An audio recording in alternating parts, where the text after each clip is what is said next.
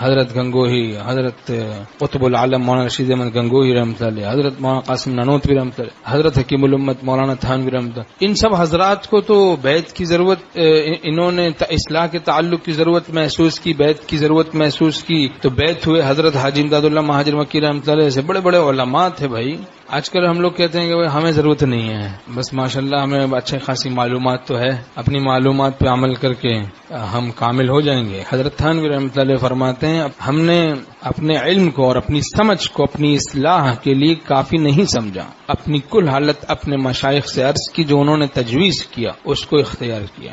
فنا فی اللہ کی تہ میں بقا کا راز مضمر ہے، جسے مرنا نہیں آتا اسے جینا نہیں آتا۔ اللہ پر مرنا نہیں آتا، اللہ پر مرنا سیکھا نہیں تو اس کو دنیا میں جینا آتا ہی نہیں، اس کو دنیا میں جینا آتا ہی نہیں۔ آج کل طلب ہوتی چلو بھر کی، وہ پیمائش کرتے ہیں دریاؤں کی، سمندروں کی۔ ایک ذرے نے کہا پہاڑ سے کہ میں تجھ کو تولوں گا، پہاڑ نے کہا جب تو تولے گا نا اپنے ترازو میں تو نہ تو رہے گا نہ تیرا ترازو رہے گا، کیونکہ ذرے کا ترازو کتنا بڑا ہوگا تو پہاڑ کو تولے گا۔ ایسے ہی ہم لوگ اولیاء اللہ میں تقابل کرتے ہیں، ان میں جناب اور موازنہ کر رہے ہیں۔ ارے بھائی اپنی طلب دیکھیں، اپنی پیاس کو بجھا لو مناسب جگہ سے، جہاں دل ملتا ہے مناسبت ہے وہاں سے پیاس کو بجھا لو، اصلاح کرا لو، با اللہ کو پالو، سکون سے جیو۔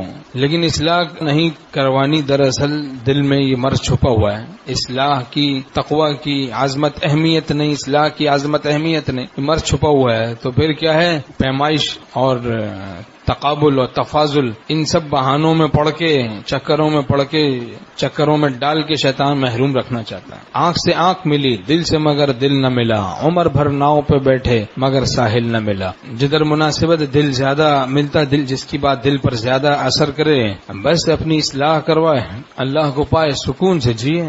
کتنا آسان دین ہے۔ حضرت جلال الدین رومی رحمۃ اللہ علیہ فرماتے ہیں مولوی ہرگز نہ شد مولائے روم، تا غلام میں شمس تبریزی نہ شد۔ مولوی روم مولائے روم نہ بنتا اگر شمس الدین تبریزی کی غلامی نہ کرتا۔ اچھا، حضرت جلال الدین رومی رحمۃ اللہ علیہ کیسے فہیم تھے، کتنے بڑے بڑے اولیاء اللہ نے ان کو اپنا استاد مانا۔ 800 برس قریب ہو گئے، لیکن دیوانے اب تک عشاق کے حق عشق جلال الدین رومی میں مبتلا ہیں۔ سبحان اللہ۔ حضرت حاجی امداد اللہ مہاجر مکی رحمۃ اللہ نے کعبۃ اللہ میں دعا کی، کعبۃ اللہ میں، یا اللہ جو میرے سلسلے میں داخل ہو تو اس کو دین کی سمجھ عطا کر دیں، اور اس کو فاقہ نہ ہو، اور سکون دل نصیب کر دیں، اور ایمان پر خاتمہ نصیب کر دیں۔ پھر فرمایا چاروں دعائیں اللہ نے قبول کر لی۔ الہام ہوا، پھر معمولی آدمی کی بات ہوتی تو بھائی آدمی ہچکچاتا بھی۔ یہ تو بڑے بڑے علماء ہمارے اکابر، ان کے شیخ ہیں حضرت حکیم الامت مولانا تھانوی رحمۃ اللہ، حضرت قطب العالم مولانا رشید احمد گنگوہی رحمۃ اللہ، اور حضرت مولانا قاسم نانوتوی بانی دارالعلوم دیوبند، ان کے شیخ ہیں یہ مولانا یعقوب نانوتوی رحمۃ اللہ کے شیخ ہیں حضرت حاجی امداد اللہ مہاجر مکی رحمۃ اللہ۔ تو عجیب سلسلہ ہے یہ، دین کی سمجھ نصیب ہو جاتی ہے، سکون دل اللہ نصیب کر دیتا۔ ہم نے بوڑھے بوڑھے لوگوں کو حضرت والا کے فیض یافتہ دیکھا کہ بیچارے بیمار بھی ہیں، لیکن حضرت کے پاس آتے کہتے حضرت سکون بہت ہے۔ مجھے وہی حضرت حاجی امداد اللہ مہاجر مکی رحمۃ اللہ کی دعا یاد آتی کہ ان کو دعا لگ گئی ہے، سلسلے کے بزرگوں کی دعا لگ گئی ہے، سکون سے ہیں، دل کو تھاما ان کا دامن تھام کے، ہاتھ نکلے اپنے دونوں کام کے، دین پر کیا چلا وہ دنیا بھی بنتی چلی گئی، اور دعا کی فاقہ نہ ہو۔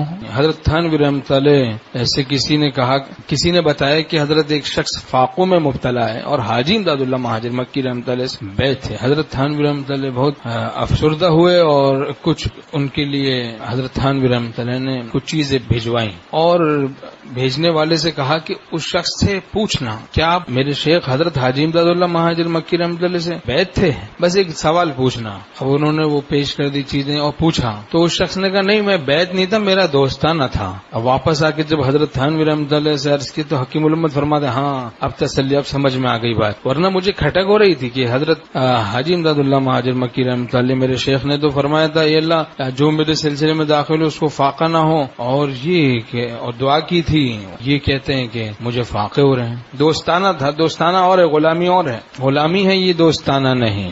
پیر بے تکلف ہو جائے ساتھ میں بالکل، تو کم ظرف مریدین وہ دوستانہ میں مبتلا ہو جاتے ہیں. دوستانہ مطلب ایسی بے تکلفی جو کہ بے ادبی کے درجے میں پہنچ جاتی ہے، تو وہاں اس حد کو پار کر جاتے ہیں. وہ ازراہ تواضع اس کو ہوش نہیں رہا، ان کو بھی ہوش نہیں رہا، یا وہ اپنے کو بدماش نمبر 1 سمجھ رہا ہے تو پیر کی اتباع میں سارے مرید بھی اس کو بدماش نمبر 1 سمجھ رہے ہیں. واہ بھائی واہ. تو کم ظرفی سے بچنا چاہیے بھائی. اب اگر باپ بچوں سے ہنسی مذاق کرے اور بچے کو کندھے پہ بٹھا لے تو اس کا مطلب تو نہیں کہ بچہ اس کا باپ بن گیا.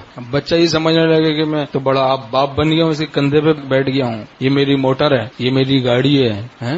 کم ظرفی کی بات. تو وہ بچہ اگر دانا ہوگا تو اور فدا ہوگا. میرے ابا کی کیا شان ہے، کیسی تواضع ہے، اور فدا ہوگا نا بھائی.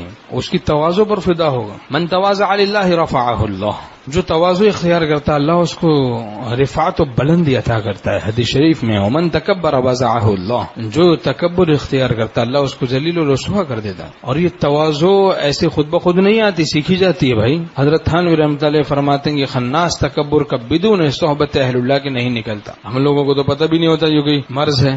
اب کتنے سارے امراض تو ہم لوگوں کو پتہ بھی نہیں بھائی. بزرگوں کے پاس جانے کی برکت سے یہ پتہ چلتا ہے یہ بھی کوئی مرض ہے، یہ غصہ بھی کوئی مرض ہے، بد نظری بھی کوئی مرض ہے. اللہ تعالی ہم سب کی اصلاح فرمائے. بہرحال میں عرض کر رہا تھا کہ حضرت جلال الدین رومی رحمۃ اللہ انہوں نے بھیڑ بھاڑ نہیں دیکھی، اپنی مناسبت دیکھی کہ حضرت شمس الدین تبریزی گمنام تھے. بس انہوں نے دیکھا میرا مولا مجھے یہاں سے امید ہے کہ مل جائے گا، بس حضرت شمس الدین تبریزی سے تعلق کر لیا. ہمارے شیخ رحمۃ اللہ فرماتے تھے دوسرا مرید بھی لوگوں کو معلوم نہیں کوئی حضرت شمس الدین تبریزی کا، حضرت جلال الدین رومی رحمۃ اللہ کے علاوہ. اور فیض کتنا ہوا حضرت جلال الدین رومی رحمۃ اللہ کو حضرت شمس الدین تبریزی رحمۃ اللہ سے. 28,500 اشعار مثنوی مولانا روم میں کوئی مسئلہ سلوک کا نہیں چھوڑا. اور دیوان شمس تبریز میں 50,000 اشعار. ہر بنے مو از اصل جوئے شبد. فرماتے ہیں کہ میرا بال شہد کا دریا بن گیا. ایسا فیض ہوا حضرت شمس الدین تبریزی سے مولانا روم رحمۃ اللہ کہ فرماتے ہیں کہ میرا بال شہد کا دریا بن گیا.